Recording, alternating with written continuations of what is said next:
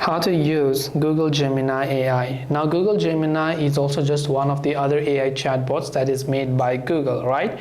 So you can go to gemini.google.com on their website to access it, and Gemini also has two versions.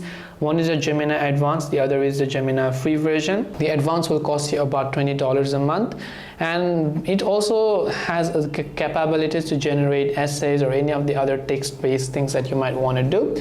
One extra feature that Gemini offers even on the free version is the ability to upload images. Unlike ChatGPT, where you need to pay even to upload images, Gemini allows us to upload an image and analyze it for completely free, so you don't really have to pay for this one. And if you go to the settings option, you'll be able to find other options of Gemini, like you can add extensions, you can add your public links, or whatever else it is.